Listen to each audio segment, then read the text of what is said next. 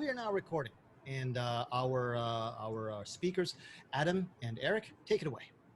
Okay, thank you very much, Jose. Thank you very much. Okay, yeah. So I'm Adam, and I'm Moodle. So today, actually, basically, we're going to be going really fast because first reason is that we do have this recorded. So if we're going too fast, it's not a big issue. You can go back and see the recording. And the second reason is that we're basically covering basic concepts, not really going to be strictly a how-to workshop today.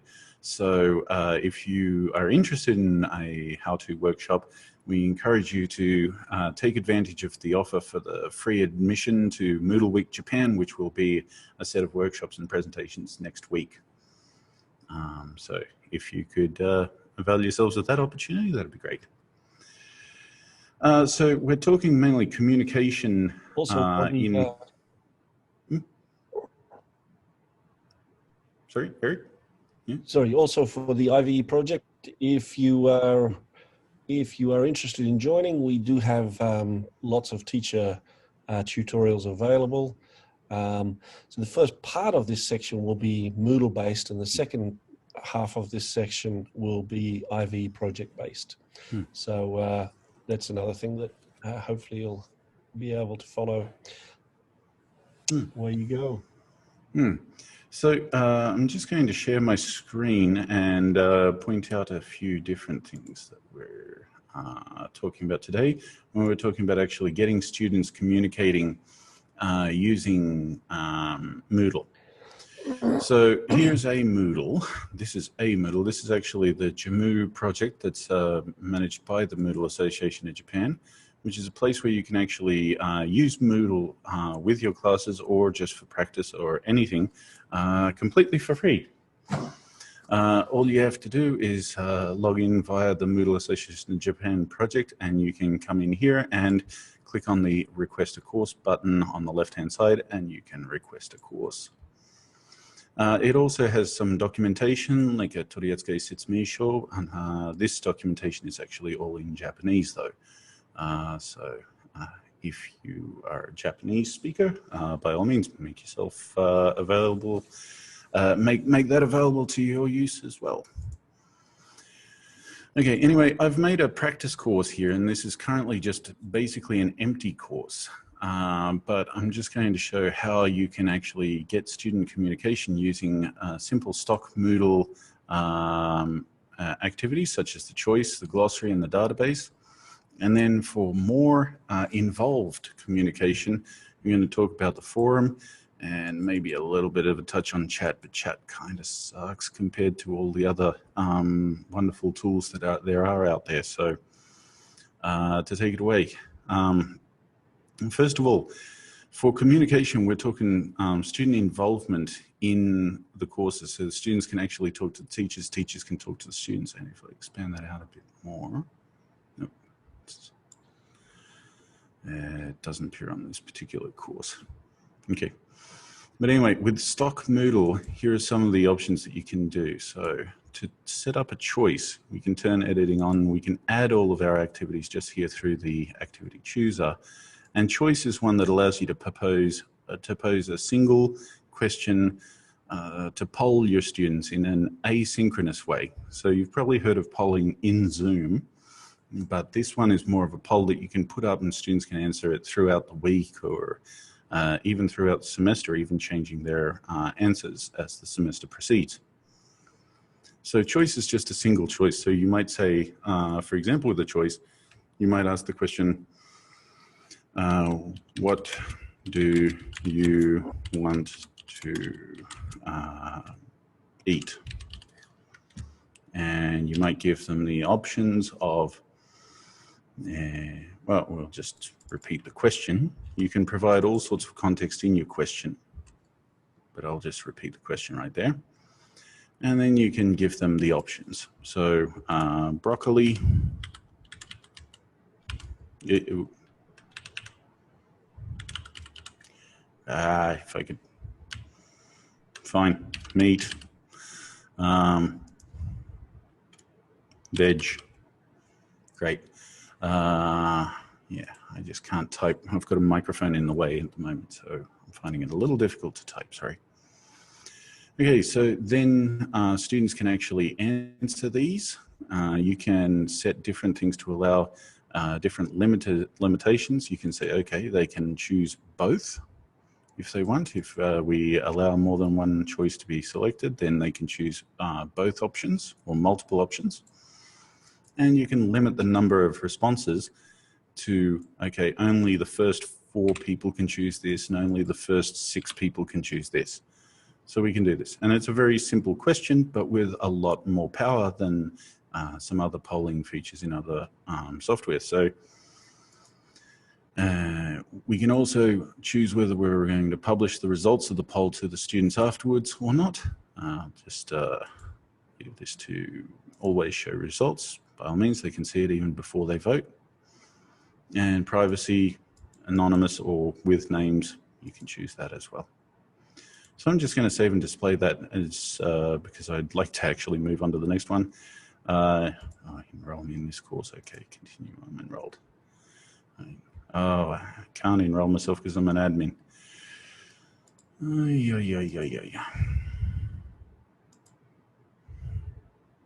Great. Well, if you're a student, you get the option to the options meat or veg, and you can click it, and then your responses will appear in a nice, pretty graph. So that's perhaps the simplest form of communication you can do: asking a question and getting a single multiple choice answer. So that's pretty small potatoes when it comes to us getting communication to happen. A bit more intense can be used with Glossary and Database. And again, this is a more structured form of communication. I'm saving the forum for later. So if we turn editing on and we set up one of these, the very simple one is the glossary, because a glossary is sort of like a database already that's been pre-set up for you. We can just call it glossary. And one of the cool things about glossaries, and I'm just going to leave it at the default settings, but you can change a whole bunch of settings here as well. One of the main ones that I like is this one, automatically link glossary entries. And so if we save and display that anyway, the cool thing in here is that students can actually add their own entries to here using the add new entry button, and they can put in the into a concept or something. So we might say choice, a question with one single answer, right? And auto linking is this entry should be automatically linked, and then we can save changes, and that has appeared in that glossary, but also it can be auto linked throughout the course. So in this choice part here, if I actually add an activity, because it's by default the headings are not linked, but if I add a label now and say this is choice bro, and if I save that and return that to course, then choice is now linked, and click on that and you can get additional support. Now this becomes communication between students, well, actually a more collaborative learning type thing. If you have readings and you have students who are doing the readings, and if they have a difficult reading, and the difficult reading is where their job for the glossary is to actually add a whole bunch of words to the vocabulary glossary, and then what you end up with is something that looks like this, whereas you have a big difficult reading and students can click on words like electric and they can get the definitions up. You can also have multimedia in these sorts of things, so you can actually have different forms, different profiles for the characters in the story, etc., like I've got here. So that is another basic form of communication that is available through the glossary. Now the database is very similar to that, except you have a lot more flexibility in what kinds of entries can be put in there. So I'm just going to create one that's called database and with nothing else in there, and I'll save and display that. So the thing about the database module is that you can encourage more communication by adding fields. And the fields don't have to just be text boxes. Although text input or a text box is one thing that you can have in there. You can say, okay, text, just add a field there. You can also add things like upload an image, a picture, pick, and you can also add things like a radio button or other menus or things like that so that students can add other fields as they might see fit. Then you can give them something to add some text, add a photo or something like that, and you can get students to actually communicate, sharing things that are not just text, but actually files, photos, or other imagery like this. So this is one way that they can do this. And this advantage over forums sometimes, which is a reason to use database module, is you don't have to have the students' names available. So this can be done more anonymously. So anyway, that's a very structured style of communication, both choice and glossary and database, but you can actually use these for student communication. So that's basically as far as I'd like to go on those two, because let's get into the juicy one, which is the forum. And the forum is the really juicy one. Now forums, though, have an interesting way that they can be used. So if I just start with a basic forum, or a basic free-for-all, I'm going to call this one, for reasons that will become apparent a little later. So we've got the standard forum for general use. You have different options as well. One single forum thread, one single discussion that everybody replies to the exact same thread. Each person can just post one discussion, and then thereafter they can't add discussions. They can only reply to other people's discussions. Question and answer. Question gets posed, answer gets people answer to it. And other blog style, as in the newest one at the top, the replies all float to the top. And standard forum for general use, though, is pretty good for general use. So I'll just leave that one in that option. But there are other options. You can choose availability, whether attachments are allowed.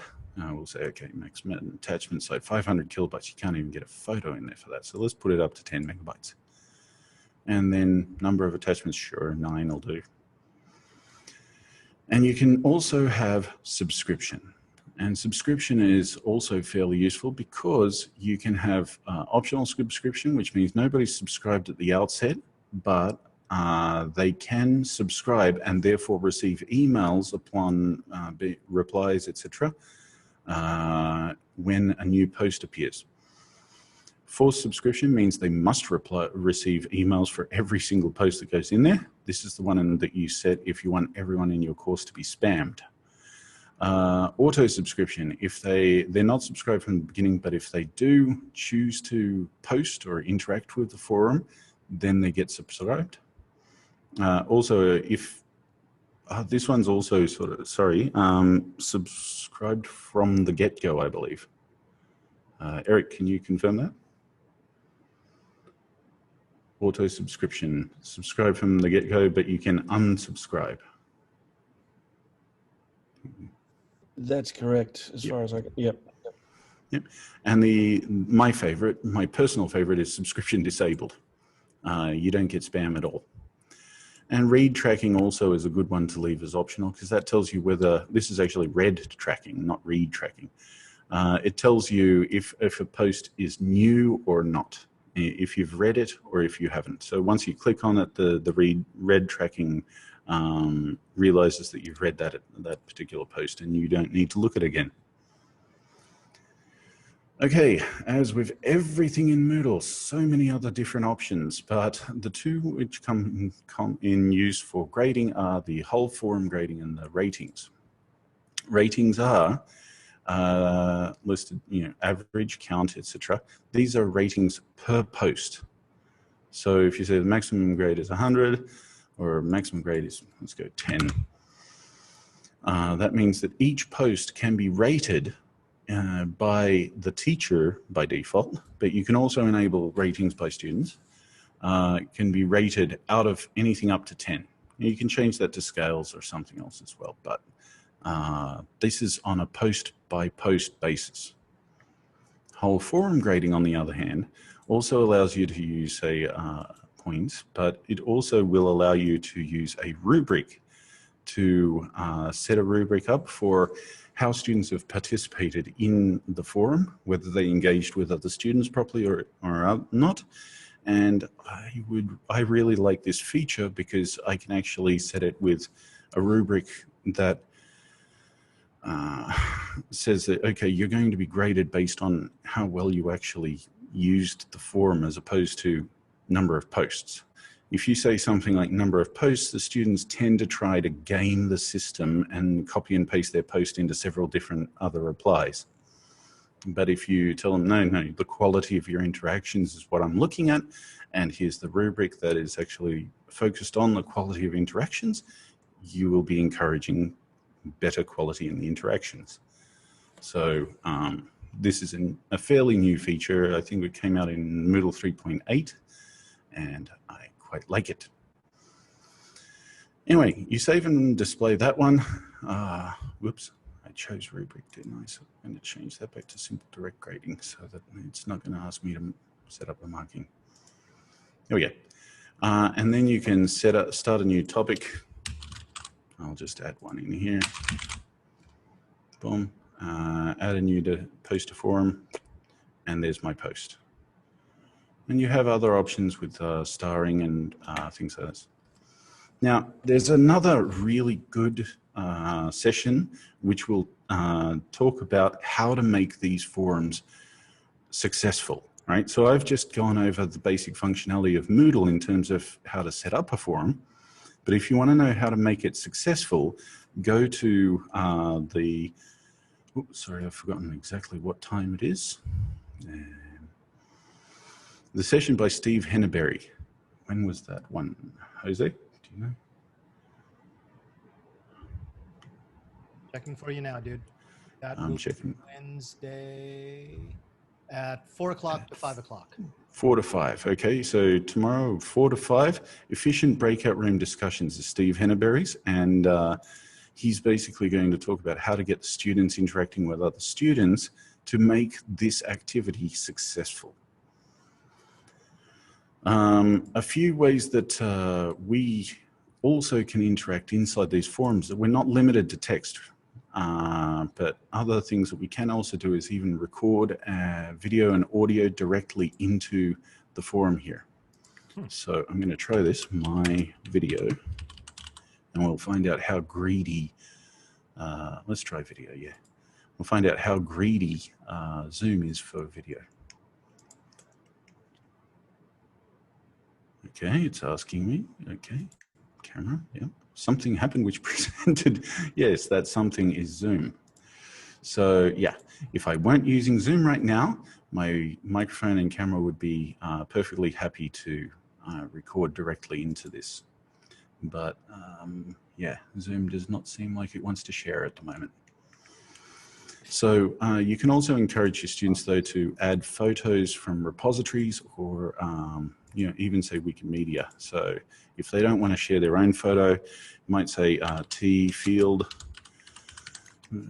fields, yeah, with bad typing, but anyway, you can search Wikimedia Commons for,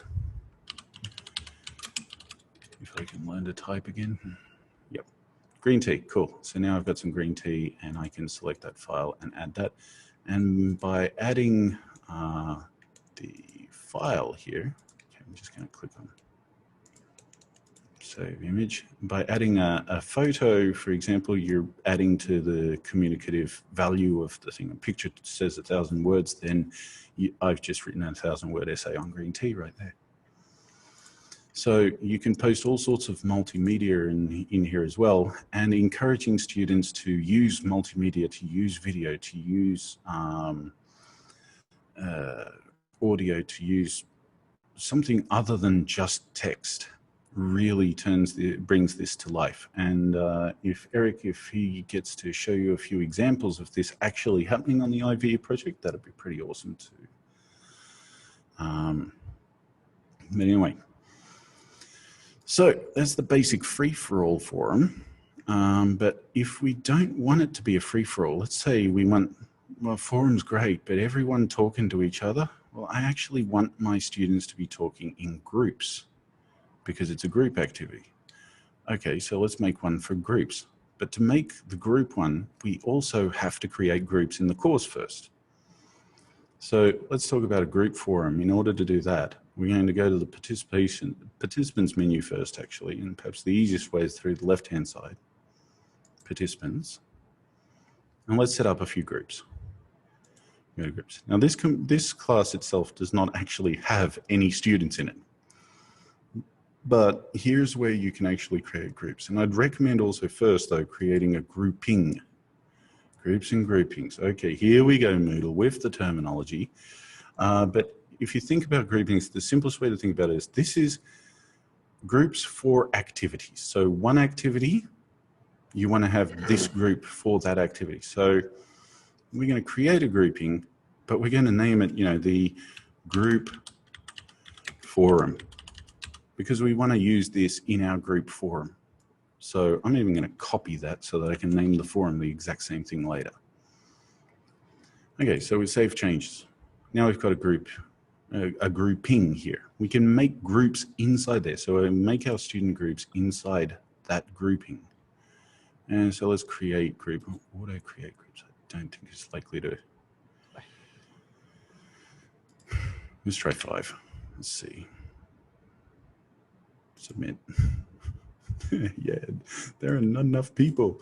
Okay, gotcha. I'm going to set up empty groups, create group 1, and I'm going to create these group, create group. Okay, I'm just going to make these 2 groups. All right, so I've got group 1 and group 2. Great. Now, if I go back to my groupings here, I'm going to add the groups to that grouping. Right? So this way, I can actually have different groups, students in different groups per activity. Okay. So if I go down here now and create another one, another forum, which I'm just going to do the same thing again with the group forum, simple forum, but this one will be group forum. Okay, standard forum. Go down here to common module. If I can learn to talk again, common module settings. And down here we've got group mode. I'm going to change this to separate groups. And then the grouping is our group forum grouping. So inside group forum, the groups that we made in there, that group 1 and group 2, those 2 groups are the only groups that are going to be able to post to this one. And when they post, we now can separate them out. As a teacher, we can separate them out anyway. But what this one means, because this one is grouped by group forum, students in group 1 will only see other posts by other students in group 1. And students in group 2 will only see posts by other students in group 2. So this has turned the big free-for-all forum into a smaller group forum. So groups, students are talking to each other in groups. Okay, so that's another piece of functionality in the Moodle. Okay, so Steve Henneberry's going to be talking about how the the forums and everything can be made more successful with student roles. So I'm not going to actually steal his thunder on that particular thing, But a way to actually get your forums, etc., to be much more successful is to lead by example. And for example, when we use the International Virtual Exchange Project forums, we use forums extensively in there. And what we try to do is make sure that we use imagery, and we try to really give people something to think about before they even start the forum, before they even open it up, to have them look at some other data and ask direct questions. Did any of the results surprise you? What were some of the differences, similarities between countries? And this sort of kicking off point is very important to make the forum succeed. If you just put out a forum there, the technology is easy enough to manage. But if you just put out the forum without a direct question to your students, they won't know where to start. And they won't be able to actively participate in the forum because they don't know who's supposed to go first or what am I supposed to do. So it's really important to have a very strong directions to, okay, this is what you're supposed to do. And also to make it enticing so that students not only know what they're supposed to do, but they want to do it. So they want to participate. And perhaps for those of you who actually saw me earlier referring to this SDC model for online teaching about things that are easy peasy versus things that are super hardcore and difficult, forum comes up here in the right-hand side of hard to do well. Now, this is not actually because it's difficult in terms of Moodle, the technology.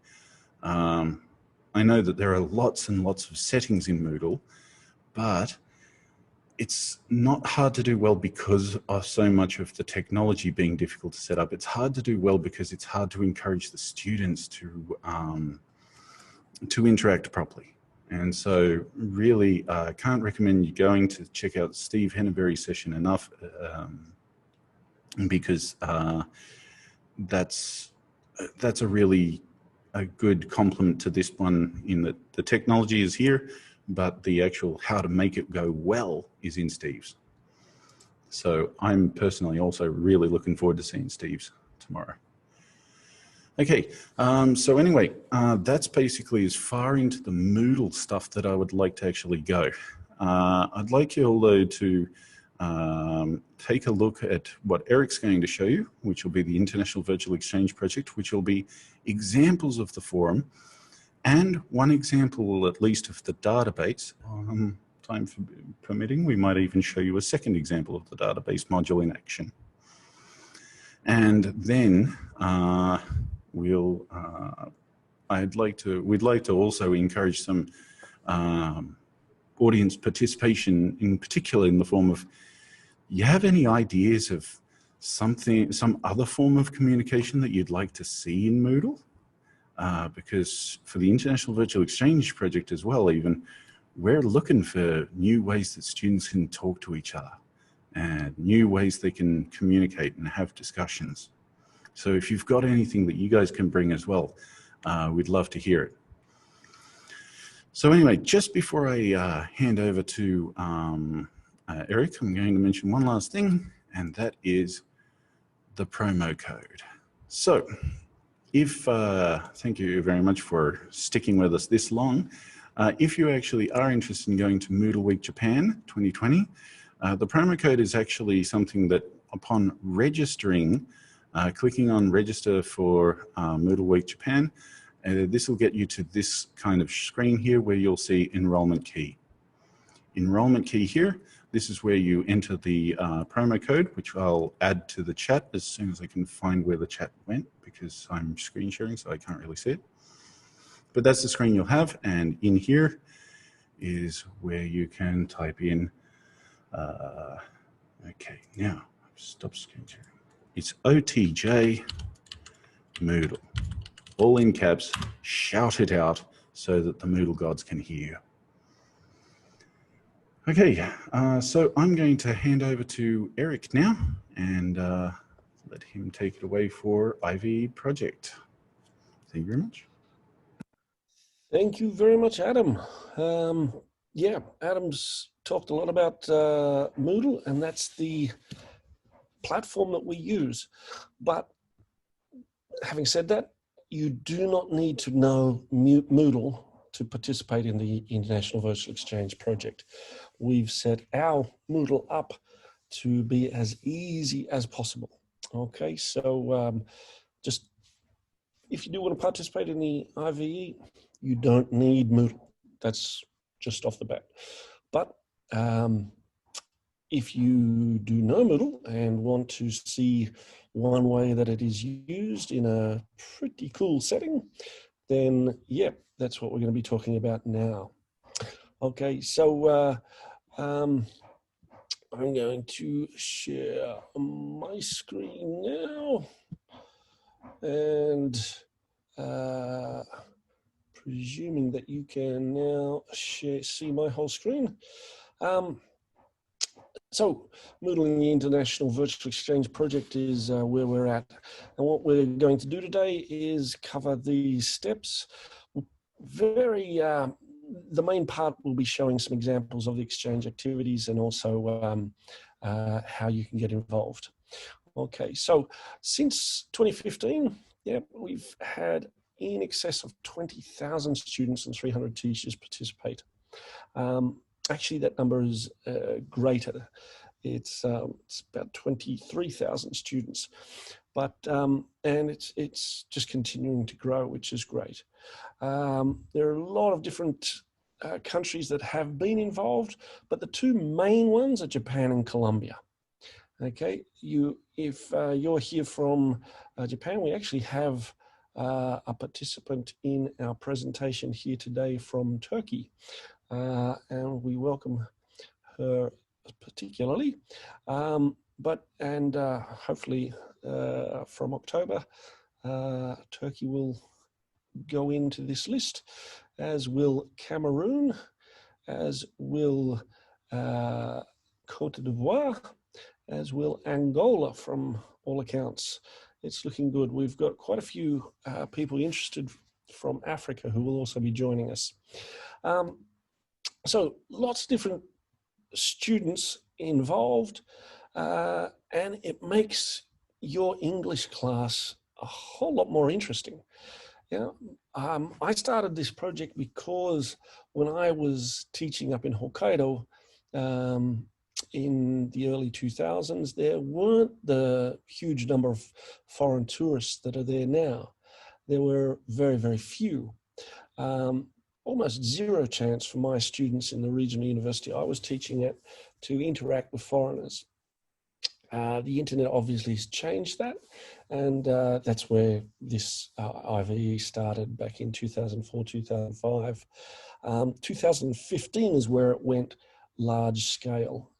2015, we had the first large scale one with 5 universities in Japan and a university in Vietnam and a university in China and the center from Colombia. So that's where it really started to kick off. 1,000 students in that very first one, 2,300 in the second, and then they're just getting bigger and bigger. In the last one, we actually had 5,000 students involved. Because of COVID, the actual number of active students perhaps wasn't as large. But yeah, we use Moodle, as I said. It's generally asynchronous, but we have started introducing some synchronous exchange in the previous one. We had some good points with that and some not so good points, but yeah, moving forward, we'll definitely be working on concentrating on asynchronous exchange because there are just so many time zones involved. Now, this project only involves full classes. Okay, we don't allow individual students. Now, I said 5,000 students in the last exchange. Myself as an individual, even the 5 people involved in our research team, there's just no way that we can follow up on all those students. We need the teachers involved because they're essential to the communication being, as Adam was just talking about, good communication. We want that. That's the goal. Okay, so let's have a quick look now and see what that looks like.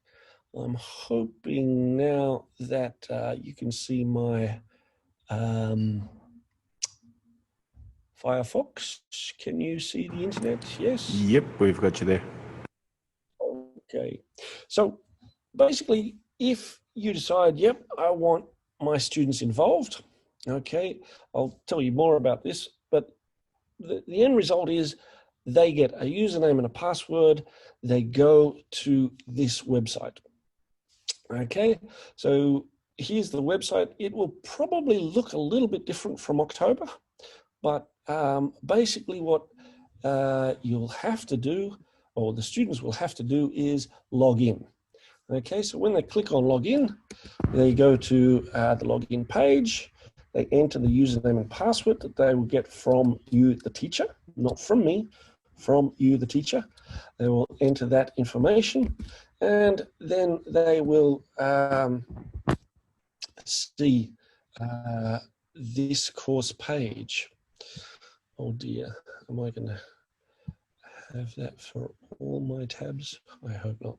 Anyway, this is the teacher's page, okay? Please understand that the teacher sees a lot more than what the student sees. That's one thing that you, as a teacher, please remember. Okay, so what are we seeing here as teachers? We're seeing some of the information that not all the different groups see. So let's just quickly have a look at what Adam was talking about there. He didn't have any students in his course, but if we have a look at the students in this particular course, 5,025 participants, and if we go to the groups section here, okay, you can see that there are very, very many student groups. Okay, now this is also very important to understand. The teacher, each teacher has a group for their particular class, and that's where you follow your students. But each student is in a group of their own. Okay, so let's just say who have we got? We've got 20 people here. Say we had 20 teachers from Japan putting 20 students, total of what, 400 students into this exchange. Each of your classes, you would have a class group, but you would also, your students would be in different groups here. So say your student Taro would be here, your student Hana would be in there, your student Jiro would be in there, your student Maki would be in there, etc., etc. Each of your students would be in a different group, but you would see all of them in your teacher group. Okay, that's how you follow them. So each individual student is in a group with students from other countries and also with students from 2 or 3 other universities throughout Japan. The reason we're doing it this way now, previously, what we did was match classes together. But the reason we're doing it this way now is we've found that as we're looking at intercultural competence and intercultural understanding, students who are interacting with students from different parts of Japan see a different part of Japanese culture. And it's been a real feature of this project that students have started to think, okay, Japan has a unique culture, but it also has very different cultures, has a lot of different cultures within the various areas throughout Japan. Okay, so that's one of the reasons we've gone from class to class interactions to putting students in individual grouping sections. Now, Adam mentioned groupings, so let's have a look at our groupings here. Okay, we have groupings for cultures. We have groupings for the extras, the focused exchange. We also have other feedback, teachers, etc. So different groupings, and you'll see why we have those shortly. This is, okay, now, should have set that up earlier. Okay, let's have a look here. This is the course from the last exchange, yeah, where we had 5,000 students. The Moodle has the hamburger menu up the top here, so we can get our page a little bit more acreage if we close that. Open it up, and you can see here. Okay, for the moment, we're going to close it. These are some of the stats from the last exchange. Let's just have a quick look at that, because it's pretty interesting, actually. Particularly the main countries involved here. 15,000 replies, 18,000 replies. Okay, in excess of 1.3 million words used by the students in Japan. Yeah, that's an enormous amount of information that's being exchanged, and it's really quite a phenomenal result that we got from that past exchange. It was the biggest by a long way for content produced, and we think it's because of COVID.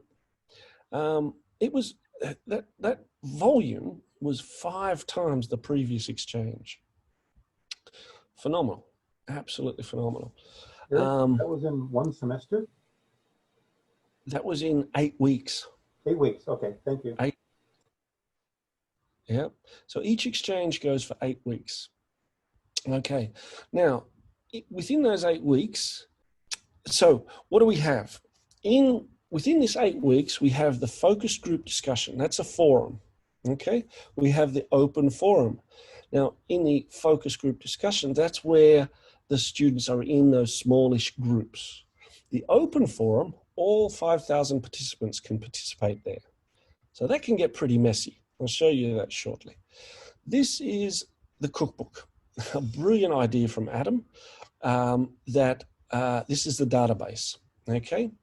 So Adam, you are keeping an eye on the chat, aren't you? Because I can't see it. So hopefully if there's questions or people can jump in and ask. Sure thing. So this is the database, which is absolutely phenomenal. It's a wonderful thing. I'll show you that shortly. This is another forum where students talk about their future profession, or if they're working right now, as is the case with a lot of the students in Colombia, what they're doing right now. Okay. Now, I'm going to switch my role just quickly to students so that you can see that the students see a little bit different to what the teacher sees. Yeah. Okay, so there's not that much there that the student sees, whereas the teacher sees quite more. Okay, so that's the different roles. Understand that when you are logging in, it's very, very different what you see to what the student sees. Okay, to help students understand what's going on and how to participate, we have a number of online tutorials here. Okay, we do tutorials using the Moodle app, using a computer, using Android, iPhone, all the different systems. Okay, so there's a lot of help for students and for teachers. If you do participate in this, there are Skype or Zoom sessions where we do workshops for the teachers, and yeah, there's a lot of help there available for you. Okay, so let's actually go and have a bit more of a look at what happens. So this is the main forum. This is what we talk, what Adam was mentioning before. It is the focus group discussions. So that you can see here that there are in excess of 479 groups, with each of the groups having between 10 and 20 students in them. Okay, this is what the teacher sees. What the students will see is something a little bit different. Okay, they will only see their group. So say, for example, your student was in group 106, for example, then they would see just their forums. Okay, well, these are actually seed posts. So if we have a quick look at one of those, we can see the seed post. Okay, and then we start to see students sharing the information on the topic, remembering that this topic was the culture around us. A lot of them chose food, some of them chose festivals, okay, and the food that is eaten at those festivals. And you can see that that goes on and on and on. It's a great way for students to share the information that they have. Now, there are also ways to share videos. Adam was trying to show you that one. This is what it actually looks like. Now, as an individual student, I should have over the years got more OKs, written OKs from my students to share this information. And he already did say that I'm allowed to share this with teachers. So this is her introduction. She's used her smartphone to walk around using the video feature that Adam was talking about, and introducing the campus.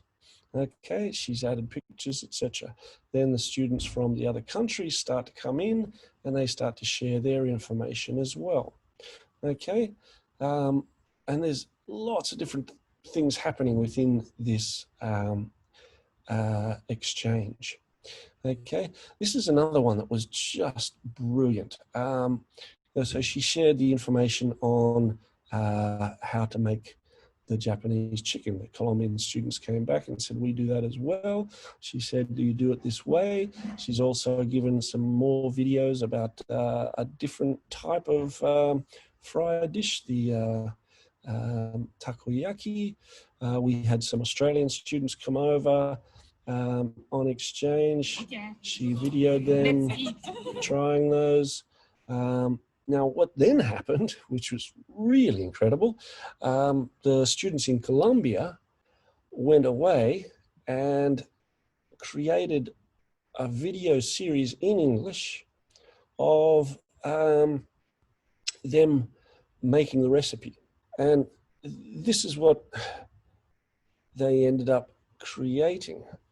And you can see. Camera, action. Welcome, my name is Erica, and today we are going to prepare karaage.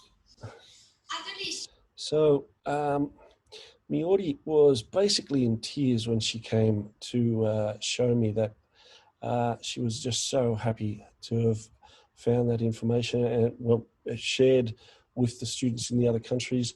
It was absolutely brilliant. Now, look, admittedly, I am showing you today a lot of the really good examples. And I'll be the first to say that it doesn't always work out as perfectly as some of the examples you're seeing here.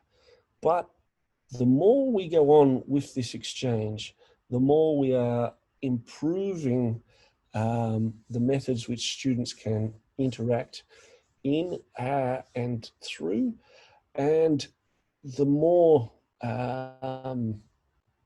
positive results we're getting. Okay, so the previous ones were those focus group discussions. This is the open forum.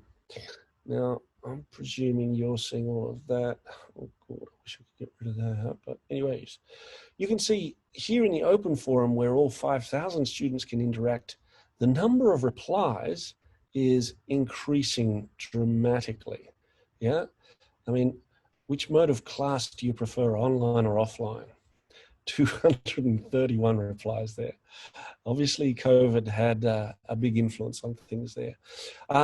But yeah, these are some of the pinned conversations that we had, and they become really quite intense, some of them. Yeah.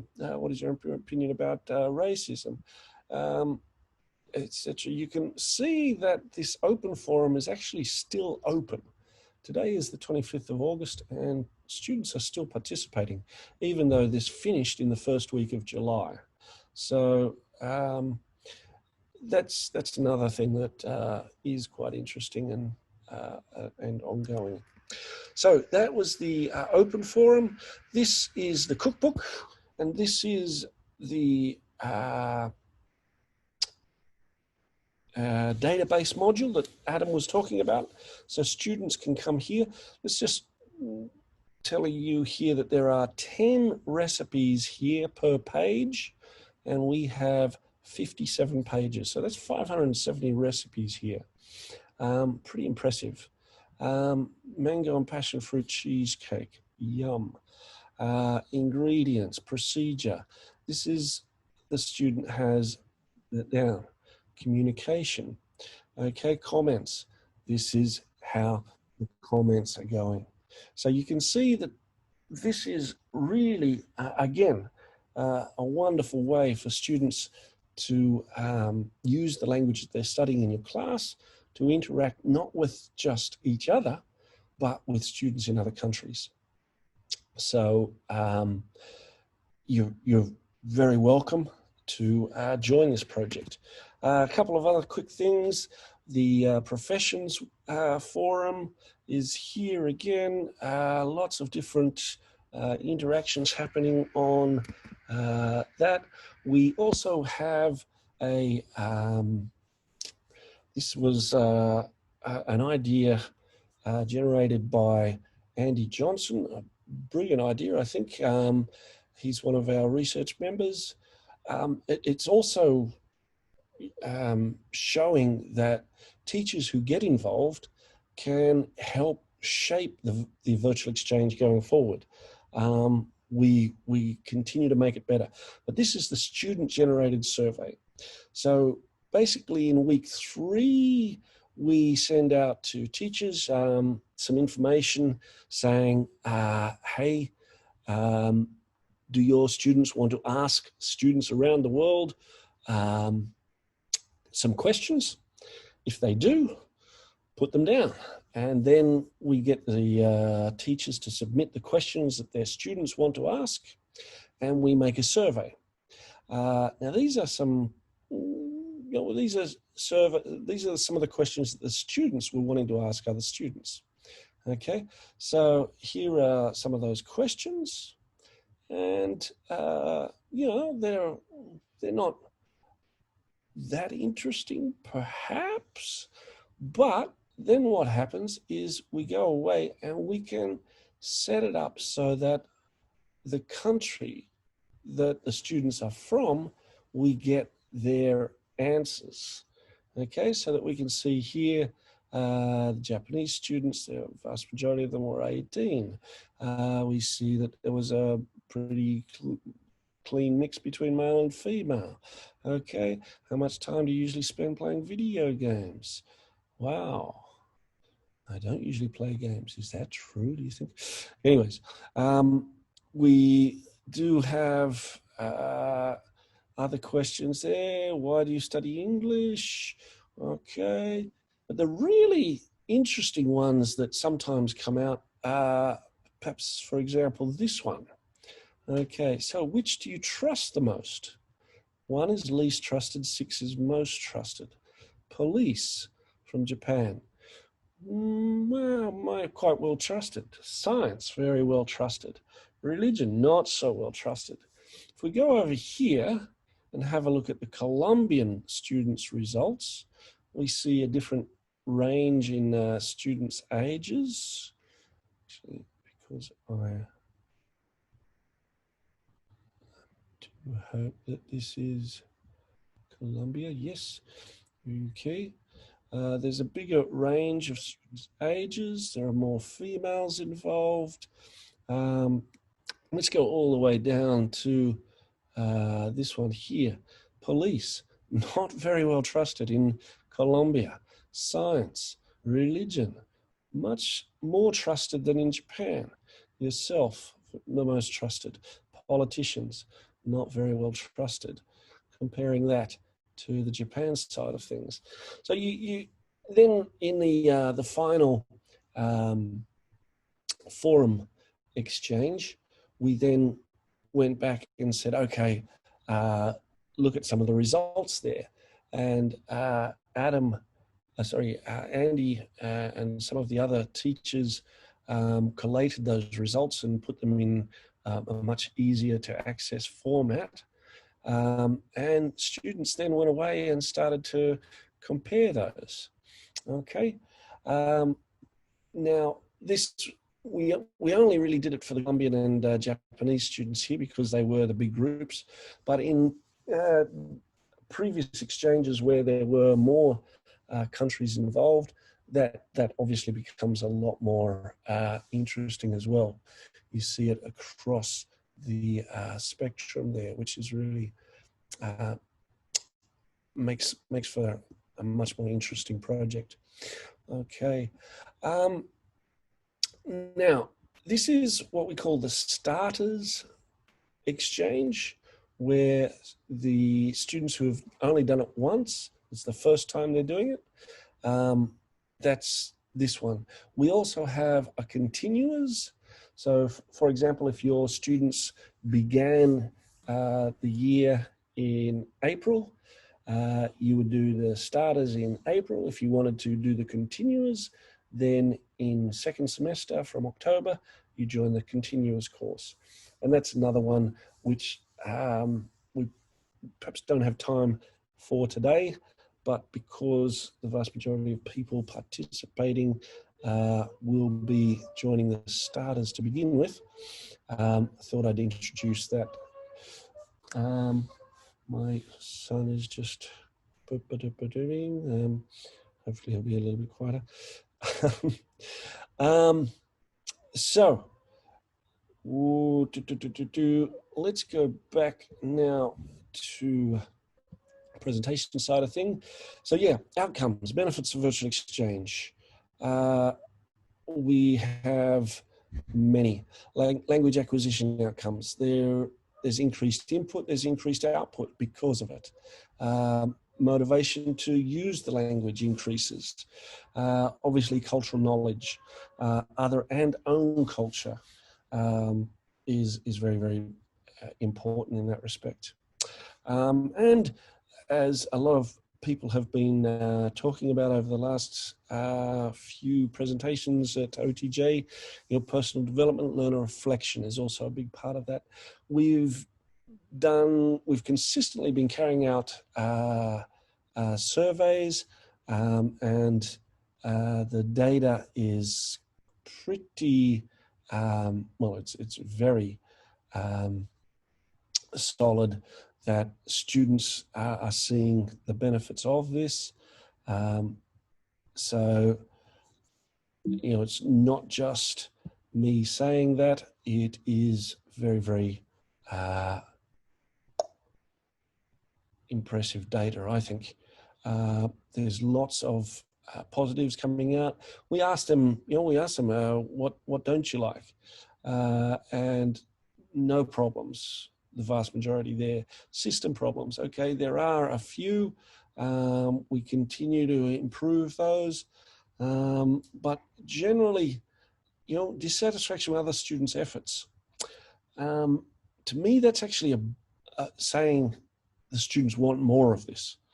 And again, other slow reply time is it's a problem, but again, I think it's saying, hey, this is they want more of it. They want it to be more timely. So there's a lot of positives coming out of it. The other big research finding that we have had in the last few years is that students' intercultural sensitivity improves.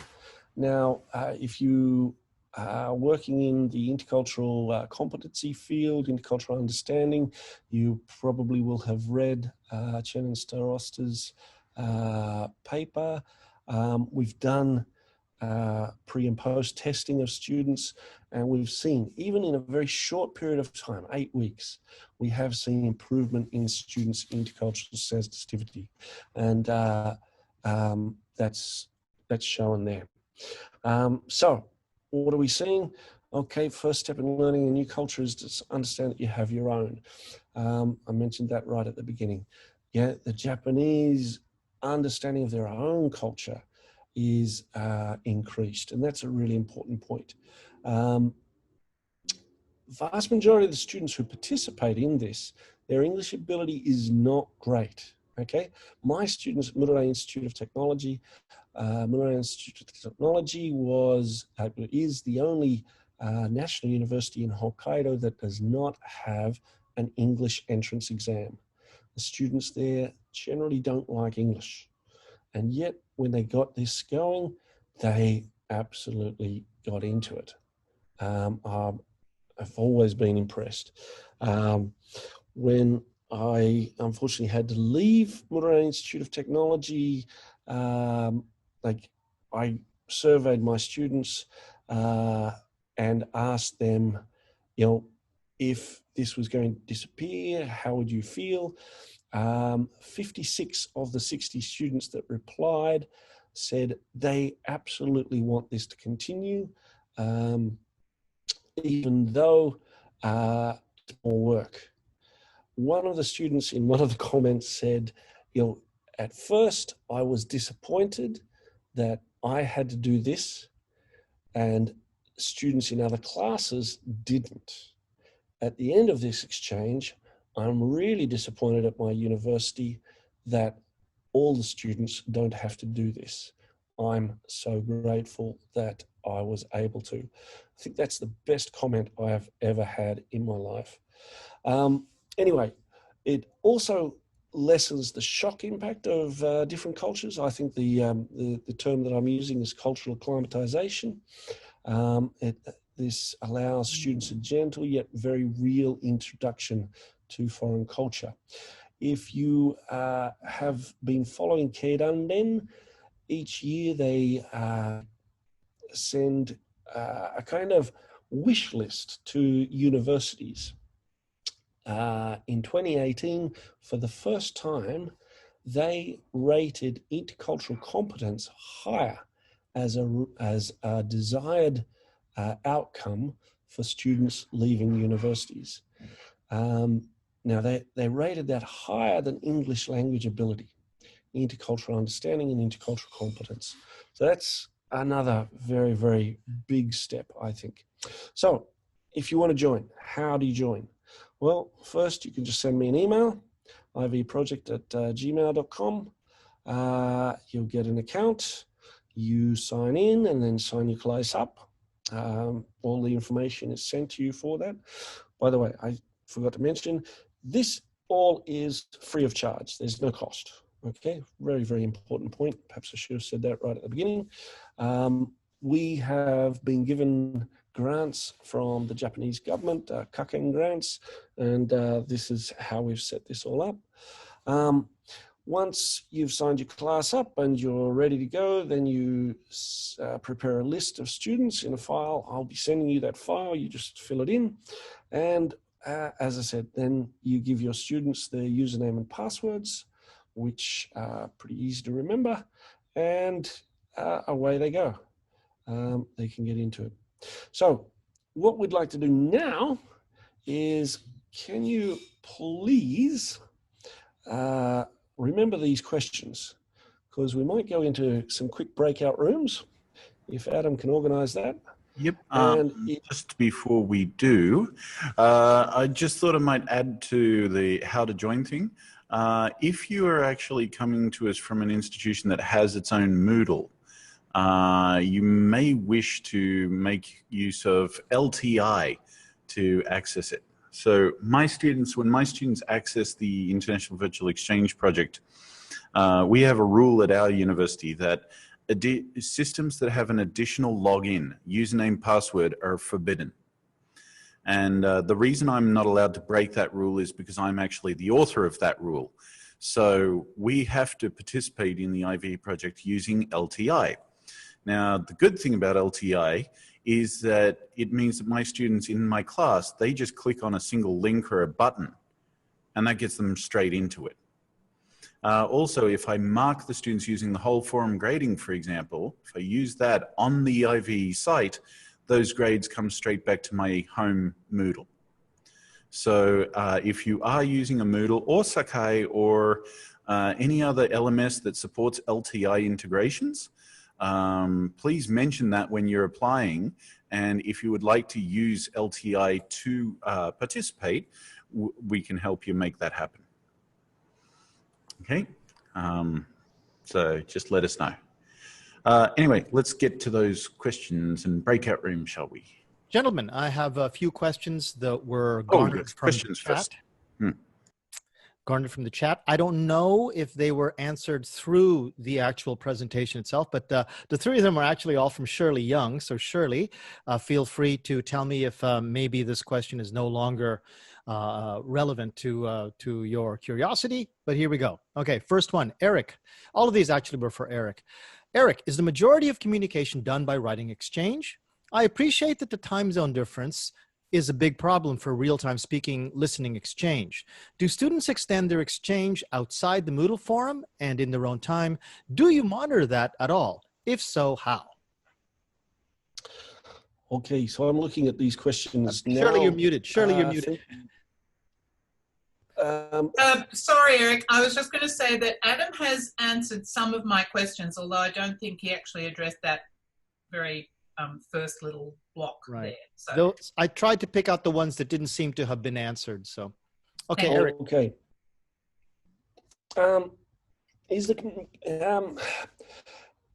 We wish that more of the communication would be done by audio and video, but at the present moment, the majority of the communication is done in writing and shared videos and pictures, etc.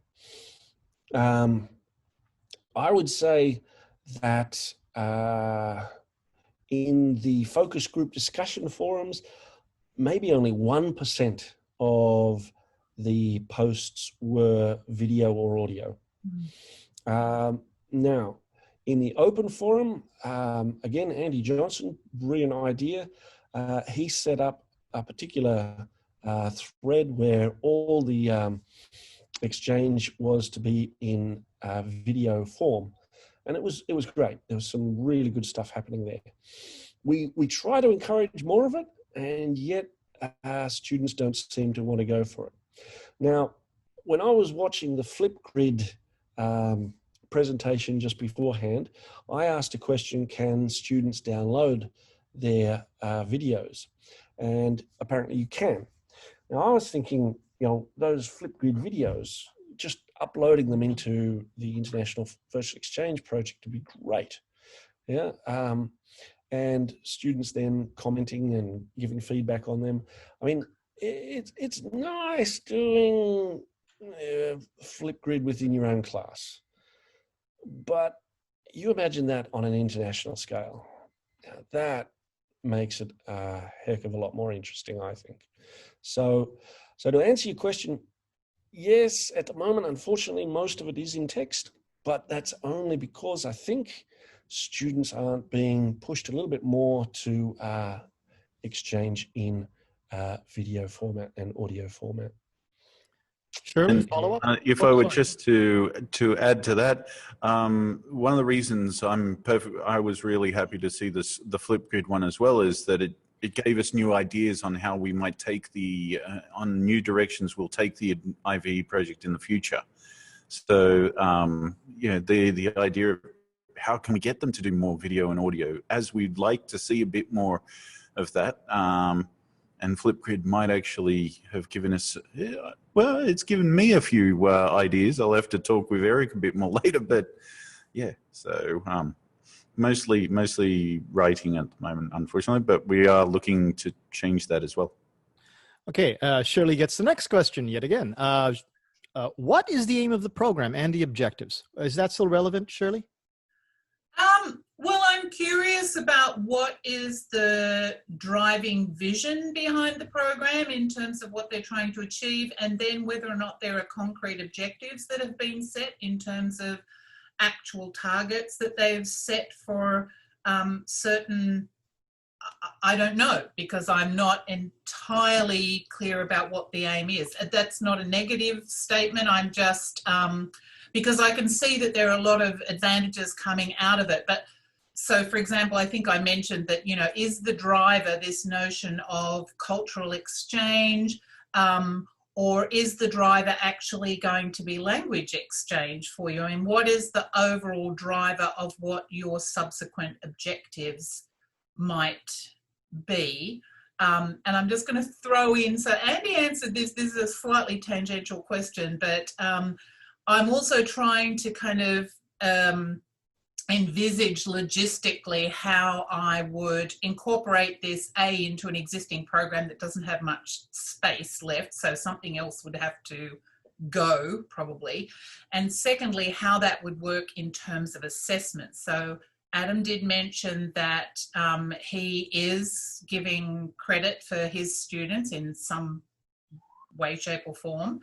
And I quite like the idea of that, but as my courses are specifically focused on listening, speaking skills, then the video exchange thing is something that I would probably be interested in thinking about. And I know you gave us an example of one student who, you know, did her fantastic cooking thing and she got a really great response from the Colombian students. So as in basically anything, any subject that's being studied or any class, you're going to have some students that really connect and engage and they're going to do something fantastic, and that's great.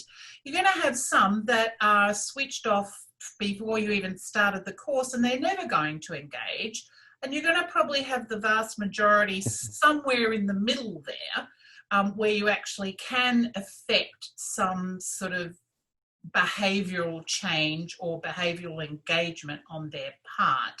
But I'm just trying to envisage how that might work in terms of assessment.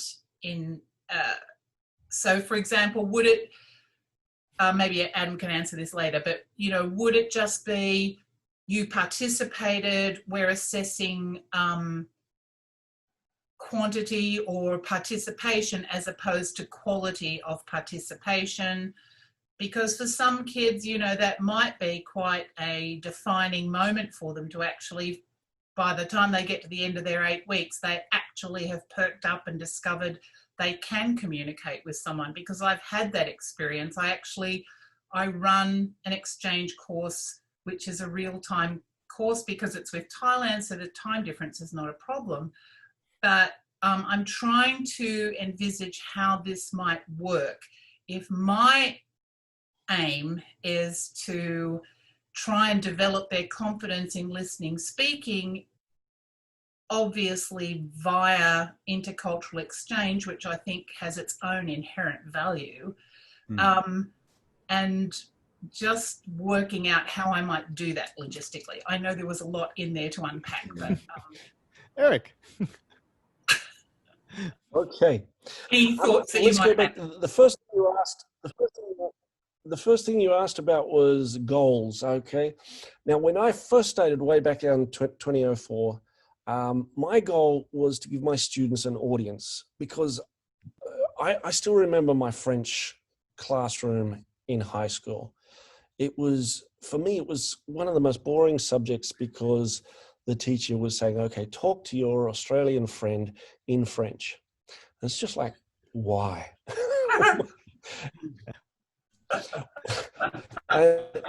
But here with this, it's like, okay, the Colombian students, the students in UAE, the students in Saudi Arabia, they can't speak Japanese. My students have to use English to interact with them. So it was initially a language thing, giving them an audience, which is really, really important, I think. It increases motivation just right off the bat. Thereafter, I started to see the students really starting to change the way they were thinking about different things. And that's where the intercultural side of things came in. And that's why I was, wow, this actually has a huge other benefit. So, there's those are the two main goals, linguistic, but also intercultural. Now, you then asked, what do we want people to get out of it? What do we want the teachers to get out of it for their particular situation? And this is another thing that I hope I never have to do, and I won't, is I will never tell a teacher, you have to do this with it, okay? Because I think as soon as you start saying that to a teacher, they're going to turn off. I personally am of the opinion that any teacher that comes to the exchange brings ideas and is going to make it better. Assessment. How do you suggest? How do you just suggest we assess people? Okay, I know that in the past I've used a rubric based on 3 or 4 different things, and each of those things has 3 or 4 different levels. And we can go and talk about that a little bit later. We're running out of time pretty quickly here, but I never want to say to the teachers, you have to assess in this way, because again, that's asking them to do something that's outside of, they know their students better than I do. So in that respect, I can't really answer your question because I don't want to force you to do something. Right, you don't want to do. The question really was about the amount of time. So I don't know, maybe Adam, or I don't know, Eric, whether or not you're actually assessing your students too. But I mean, as I say, for me, it wouldn't be a course on its own. It's going to be slotted in a very minor aspect of an existing course. So, and because I manage 3 part-time teachers, I need to consider their time commitments as well. So I'm just looking at how I could, the most efficient and sort of time efficient way that something could be done to actually incorporate that without it being an onerous duty for both the students and for the teachers. Okay, so if I jump in on the assessment side of things, so the lower amount of effort that is required to actually get the score, the worse the score is going to be in terms of accuracy. So the simplest way, the easiest way that takes 5 minutes to do no matter how many students you have, is to just take the count of posts and the number of posts that they have. We've got a forum report where you can download a list of your students, the number of times they've posted, the number of times they've replied, and you put that in an Excel spreadsheet, calculate your scores based on those numbers, and you're done. Equally simple to that, you could also get the word count, and you could, based on word count. The problem with doing it in terms of number of posts is students learn that that's the system and they game the system. And they'll just copy and paste. They'll just make the same reply. Oh, nice to meet you. 4 words or something. And they'll copy that post and they'll reply to 15 different people with the exact same copy pasted reply. And now they've got 15 posts, so they get a good mark. If you do it on word count, what they'll do is they'll say, look, I found this interesting article on the Wikipedia. Perhaps you'd like to read it. And boom, now they've got 2,000 words. So they'll game the system. and they'll learn what the system is and they'll game it. So what requires a bit more effort, but what I love, and what I said earlier about loving the whole forum grading, is when you do the whole forum grading, you click on the student, you get the whole listing of every single post they've done. If you want to see the context, you click on that button that says show context or show this post in context, and you see that whole conversation. You see whether they've actually engaged with this student, with their fellow students, whether they've actually had meaningful interactions or not. And then you can rate them based on how meaningful and deep the interactions were. I operationalized this last semester in terms of how many questions did they ask and how many questions did they answer. And I'm playing it fast and loose with the definition of the word question here. But I'm basically looking for how deep and how rich were these interactions that they were having. Then also, if they did the copy pasting, yeah, good luck. You're going to get severely penalized for that. You do that, you get a 0. And serious, harsh punishments for gaming the system. Don't game me, bro. And then, as a result, I have the wonderful, rich things that I'm doing. And with the whole forum grading feature, marking of the entire 80 students, 50 in the last exchange, took me a little bit over an hour. Because I could just grade one next, grade one next, grade one next, and all of their entire history of what they'd done in the semester all appeared there. So that's why I've fallen in love with whole forum grading. I think it allows you to actually, in not a perfectly effortless way, but in a fairly efficient way, to actually focus on what you actually want your students to do, which is not just post just empty responses or something. You want them to have rich interactions. And that leads back to the original goals, mine of which being language. I want them to get better at the language, English. But that also means getting better at the culture. And that also means understanding how to ask about things you don't understand with other second language speakers. And, you know, it's all of these goals are not mutually exclusive. So, right. Yeah. Can I just Sorry, Shirley. Just to tell everyone, we have a little less than 10 minutes before this one ends, and then the next one, which is also very, very popular, I think. And I would like to, you can ask your question in the remaining time, but I would like to invite everyone to use the raise hand button and to bring their questions as well too, if they have any questions. I see people are asking questions in chat, but if you use the raise hand button, I can moderate the turn of questions to be given to Adam and Eric. There aren't any appearing yet, so Shirley, go ahead. Yeah, we might also just knock off. Because I've hogged a lot of time, so. Adam, go ahead. Well, we might also, let's just knock off. We had the plan to go into breakout rooms and actually get some ideas about what sort of things you'd love to see in the exchange. Let's just knock the breakout ideas gone because we do not have time for it. Patrick. I apologize if this has already been said. I understand about the 8-week units. When are the starting or stop? Is that I might have missed that. I have a grading deadline to tomorrow, so I'm also multitasking and, like my students, doing a bad job of it. But I'm in a national uni that's using Moodle. And by the way, Adam, thank you for I didn't realize some of those elements, the database I've never used. So thank you for that. But I'm very interested in this exchange program. I have a writing course that teaches basic paragraph. It's not communicative at all, but I have to add a communicative element to it. And they're already a national uni. They're already using Moodle. They're already versed with many of these procedures. But how do I match it up with your schedule? How would that work? Well, it starts, the next exchange starts October 11th. Okay, and it'll go through to the first week of December. So, you know, if you want your students involved, send me an email and they will be involved. It's as simple as that. One of the questions in the chat was why 8 weeks? And yes, it is because of the Japanese system.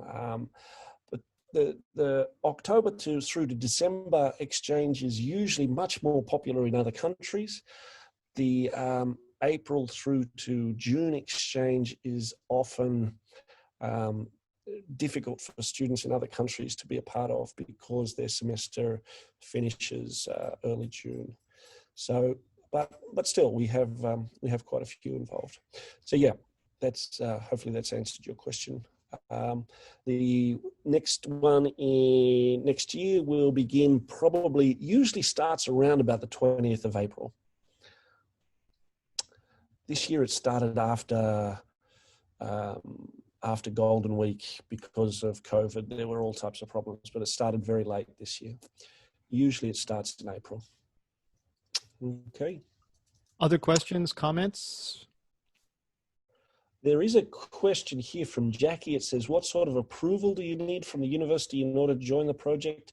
So there's no approval from my side of things. If you send me an email explaining your university situation and saying you want to join, you're welcome to join.